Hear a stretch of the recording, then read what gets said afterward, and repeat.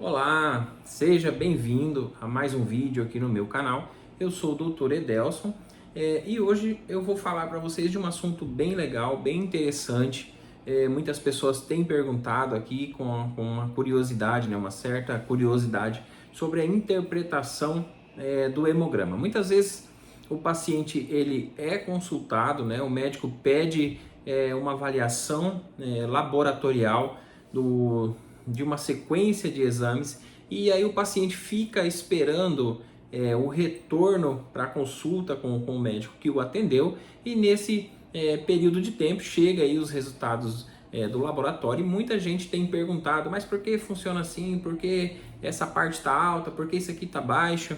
E hoje eu vou esclarecer para vocês um pouquinho, é claro, de uma forma muito superficial, porque esses detalhes eles são revelados aí pelo médico e muita gente tem essas dúvidas, é óbvio, e hoje eu vou estar passando um pouquinho aqui de informação da interpretação bem básico do hemograma para vocês, tá bom? E se você não é inscrito aqui no canal, já se inscreva aqui, deixe seu joinha aí para a gente saber que vocês estão gostando do conteúdo que está sendo produzido aqui. E também eu vou pedir um favor para vocês já compartilharem esses vídeos aí nas suas redes sociais, no WhatsApp, no Facebook, para que outras pessoas também tenham informação a esse conteúdo. Então eu vou minimizar um pouquinho aqui para vocês irem acompanhando, né? Vocês vão acompanhando aqui a interpretação do hemograma, tá? Então eu vou passar de uma forma bem básica para vocês como é que se interpreta, como a gente interpreta, né, um hemograma. Então tem essa imagem aqui e o hemograma ele se divide em três partes, tá? Na parte das células vermelhas, na parte das células brancas ou células de defesa e a parte das plaquetas. O que eu venho falar para vocês é que todos os laboratórios eles usam aqui um valor de referência. Essa parte aqui são os valores de referência usados por esse laboratório, tá? De onde eu tirei essa foto aqui. Obviamente, a foto de um hemograma de um paciente que foi coletado, né? Só por essa foto não dá para saber se é masculino ou feminino, mas aqui o laboratório usou, né? Usou um valor de referência para a gente se espelhar, né, na interpretação desse hemograma. Então, basicamente o hemograma ele se divide em três partes: a parte de células vermelhas, a parte de células brancas e as plaquetas. Eu vou falando um pouquinho, abrangindo aqui cada parte dessa daqui, tá? Então, quando a gente fala na parte de células vermelhas, a gente está falando das hemácias. As hemácias elas servem em sua maior função para carregar o oxigênio dentro do nosso organismo, dentro das células, dentro dos nossos órgãos. Essa é mais ou menos a função, né, dos glóbulos vermelhos do nosso organismo. E eles se dividem na parte das hemácias, né? A hemácia é a quantidade total. Quando nós temos algum sangramento, essas hemácias elas vão estar diminuídas, ou quando a gente tem alguma infecção aguda também, essas hemácias elas podem estar diminuídas. Então, esse é o valor de referência de 4,5 a 6 milhões e a gente vê aqui que nesse litograma ele está um pouquinho aumentado, mas está dentro do padrão, né? Não está uma coisa fora, totalmente anormal. E também dentro da hemácia a gente tem a hemoglobina.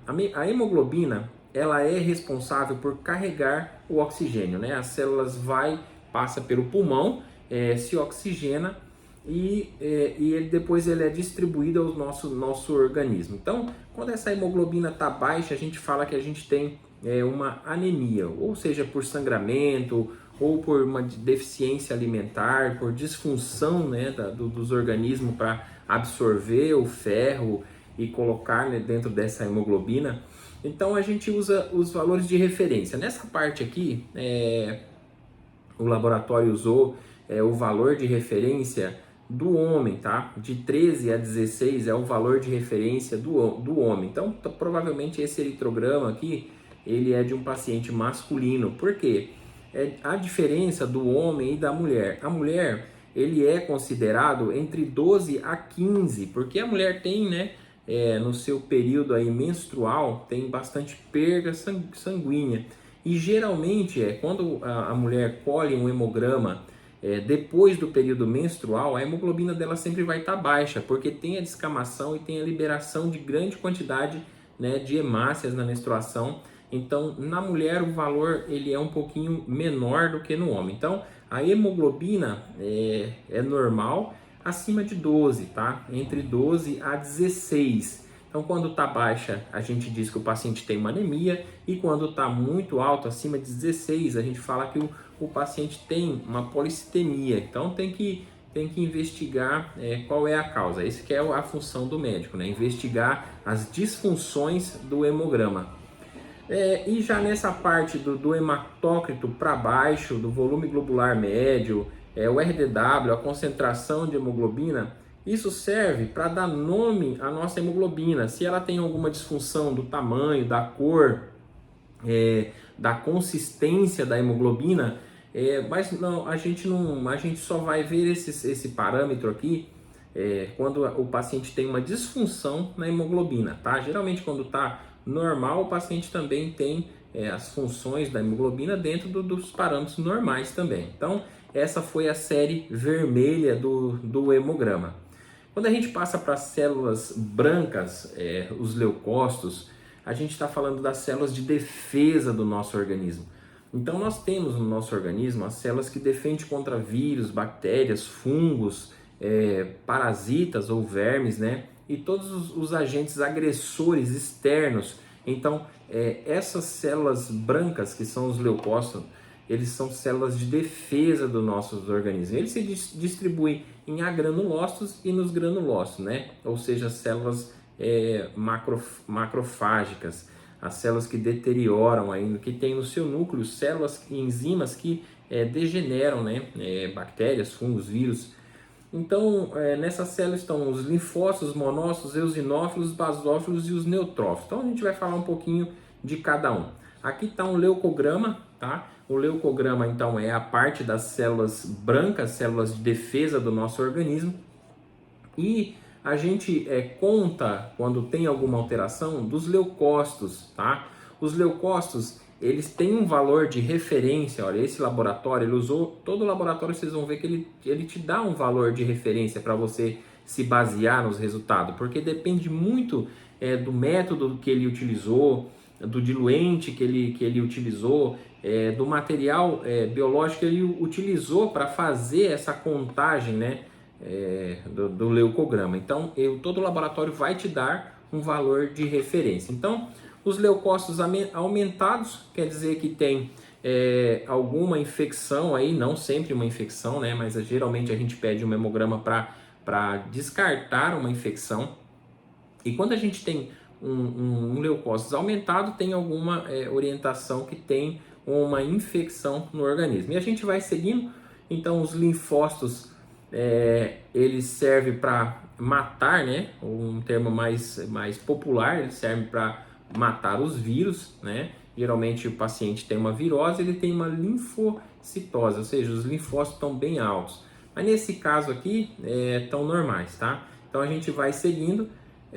Os bastões, que a gente também orienta, geralmente vocês viram os outros que eles nem usaram como referência, ele já foi direto para os bastões, tá?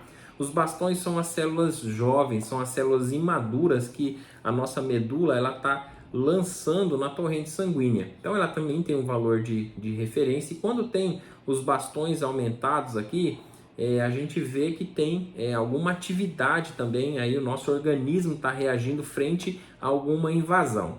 E os segmentados, né, ou os neutrófilos, eles servem para matar bactérias. Então, esses neutrófilos, se você ver nessa contagem aqui, ele está aumentado. Ó, o valor de referência até 7.700, ele está com 10.950. Então, a gente pode supor que esse paciente ele tem uma infecção, né, bacteriana. Outra coisa que a gente vê também são os eosinófilos.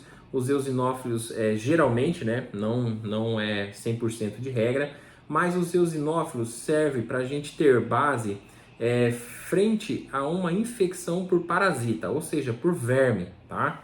E os monócitos, que sempre vai falar se é uma infecção ativa ou se é uma infecção já mais crônica, tá bom? Então, mais ou menos são essas, né, as células aí do leucograma, e vamos passar para a próxima parte, que são as plaquetas. E para que servem as plaquetas? As plaquetas são esses discos, né, bicôncavo, que estão presentes também em todos os órgãos do trato circulatório, toda a nossa circulação, e ela serve para fazer a coagulação, tá? As plaquetas, a função das plaquetas é fazer que a nossa coagulação esteja funcionando certinho. Então, quando a gente tem esse aqui está o valor de referência, ó, de 150 a 500 mil plaquetas, né, unidades por litro. E quando a gente tem essas plaquetas baixas em algumas infecções virais, como na dengue, no Covid, a gente viu também que baixa bastante as plaquetas, que a gente fala que a gente tem uma plaquetopenia. Então, quando o paciente tem uma plaqueta menor de 150, a gente fica já bem assim, sobre orientação, porque o paciente tem um risco de sangramento, porque tem pouca plaqueta, então o paciente não vai cumprir a sua função, né, de coagular quando a gente tem alguma ferida, algum machucado, não coagular. E quando a gente tem uma plaquetocitose, ou seja, as plaquetas estão acima de 500 mil, tem um risco iminente do paciente sofrer algumas alterações, como infarto, AVC, porque tem muita plaqueta, então o risco de fazer um trombo, aí, de obstruir uma artéria ou uma veia, né, é muito alto. Então as plaquetas, elas são responsáveis pela coagulação, de uma forma geral e bem básica.